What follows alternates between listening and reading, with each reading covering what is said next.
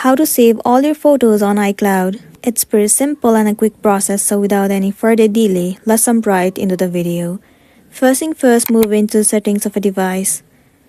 Once you're inside settings, move into your Apple account at the very top and simply move into iCloud. Once you're in this page, you have to move into photos in saving is paused.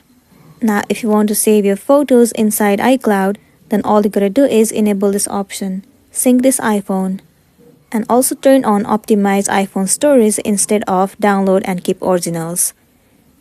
Once done, now all you gotta do is click on sync now right over here and then click on resume syncing. After that, all of your photos will be saved into iCloud within few minutes or within few hours. So that's the end of the video. If this video helped you, give it a like and check out our next tutorial. Thank you.